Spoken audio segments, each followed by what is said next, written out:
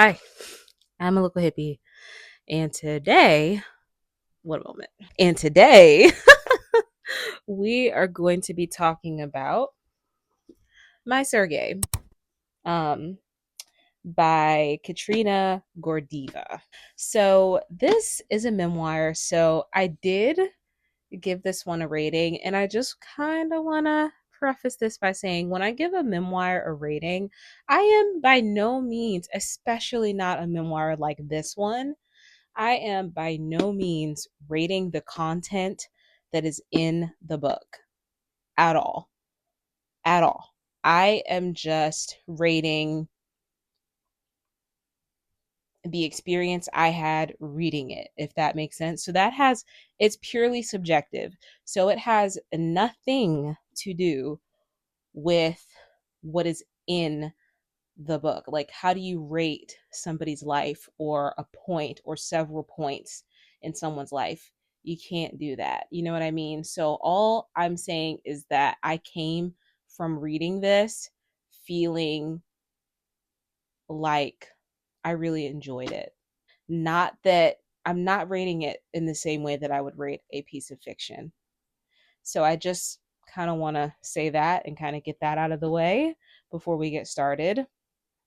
And now that we've done that, I did rate this one 4.5 stars. This was a highly anticipated read for me for it's got to be 2 or 3 years now. I've had this book for a long time and I just never picked it up. Uh I don't really know why. I just never picked it up. And I felt like this year was a really good time to pick this up coming out of a reading slump. This is something that I had on my shelf, and I just, for some reason, I just felt compelled to read it this year.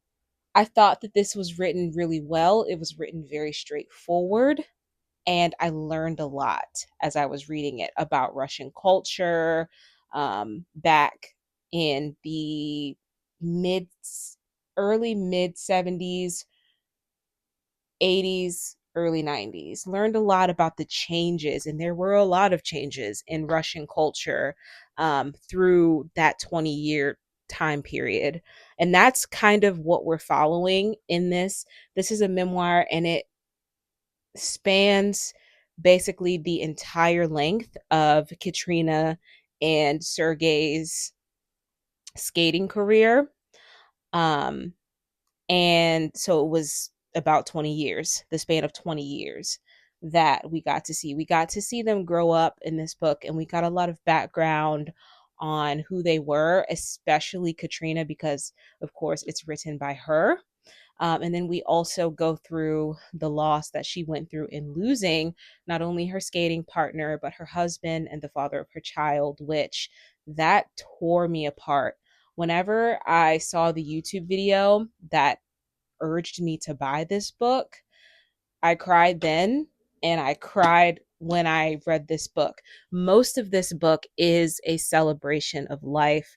Most of this memoir is focused on Katrina and the way that she grew and the way that she came of age being a figure skater, and how being Sergei's partner affected her, of course, because she's the one writing it.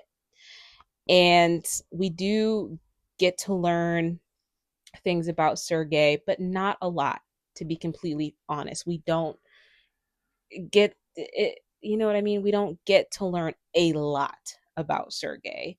We get a lot more on Katrina's background, where she started in figure skating. We get one chapter in this entire book. Legitimately, we get one chapter at the beginning of this book that's dedicated to Sergei. I thought that this was a beautiful, beautiful, beautiful book, and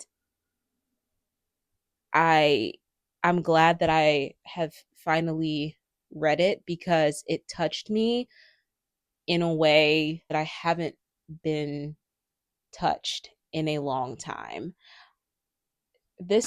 Stories like these strike a chord in me because there's something about just losing the love of your life that I don't know. it touches something very deep inside of me, and I don't really know what it is. And I want to share a few quotes from the book because I honestly, really, truly don't know what to say. So I'm going to let these quotes speak for themselves. But Sergei was the absolute opposite of a snob. In fact, I think he preferred to spend an evening with these people than in the company even of skaters. What he disliked were the receptions afterwards when the fancy people would come up and whisper so that other skaters wouldn't hear. I think you were the best. Sergei hated flattery. That was the worst for him. I highlighted that because I felt very kindred with that sentiment. I cannot stand flattery at all. I cannot stand it. And I get very awkward about it because it's like it just makes me feel weird. So that quote stuck with me. In the old days, and this is one of the portions of the of the memoir about Russian society and how it was shifting from what they knew when they were younger. In the old days, everything was quiet and safe, but there was no progress, no improvement in people's lives. Everyone lived on the same level, but there was no freedom. I personally never felt this lack of freedom, but Sergei did, very much so, because he read more, because he was older, and because he understood more. He knew a lot about Stalin, and he described him as someone who wasn't a person, who was unbelievable, so terrible, so wicked. He hated Stalin very much, and although we seldom talked about such things, he also felt badly towards Gorbachev. He didn't hate him, but one time his name came up on television, and Sergei said simply, "He's not a good person. He destroyed Russia, made a good life for himself. He'd made changes too fast."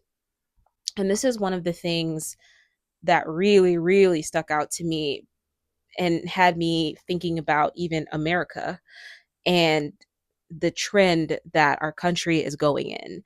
And it really is a kind of situation where, you know, life for the citizens is not good.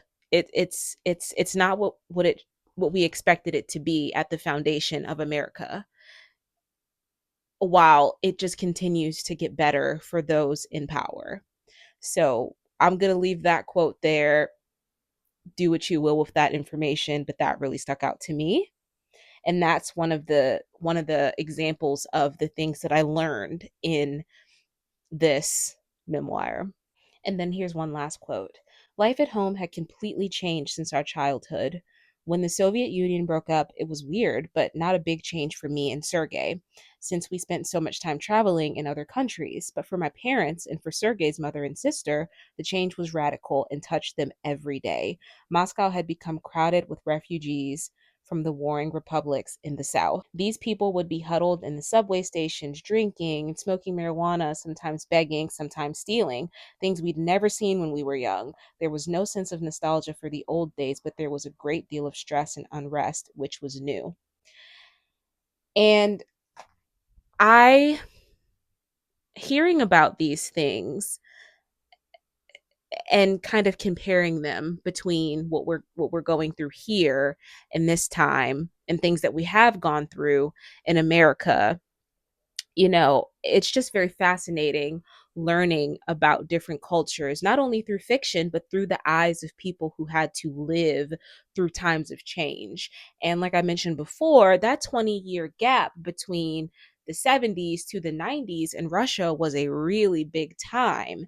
And, I'm someone who's very interested in Russian culture, and it's just it was very enlightening to read this not through the lens of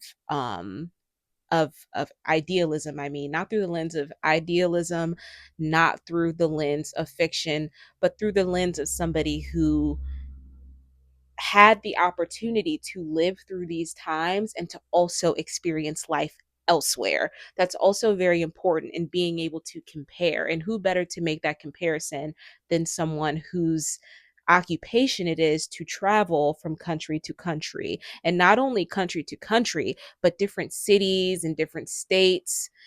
within different provinces within those different countries. You see what I mean? So they get to see different ways of life and they get to choose what works for them. And so I thought that this memoir, it's a love story.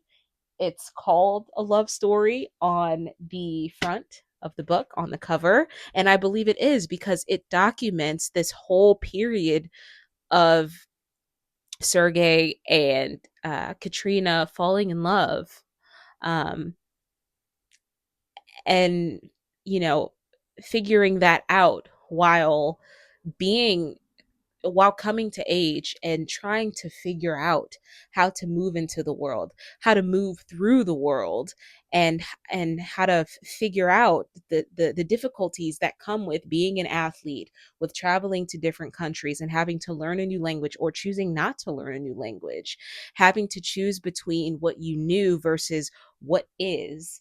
And there, this book, it's so much more than a celebration of life. It's so much more than a romance, you know, at least to me. Um, and I enjoyed reading this whenever I would have to take breaks and I would have to go to work and I would have to do this or do that. I just couldn't wait to get back home to continue reading this, to continue learning, to continue um, living in this world and reading about ice skating as well. Like that was super enjoyable as well, reading about ice skating and what it takes to be an ice skater. So, I didn't really have the words for this one, but this is one of those books that is near and dear to me. And what's funny is that I read this after reading another memoir, after reading what I talk about when I talk about running. And I enjoyed both of them, but I enjoyed both of them for different reasons. And I always say that an author always puts a little bit of their ideology into what they write. And I believe that, and I'll stand on that hill forevermore because it's so true. And that's always an interesting part of reading anything that anybody writes is they put a little bit of themselves in there. And I love that. I love experiencing that. But that's going to be my Sergey. I want to read more stuff like this in the future. So, yeah, with that being said, I hope you have a good day. I hope you have a good evening. And most importantly, I hope you read a good book. And I'll see you when I see you. Bye.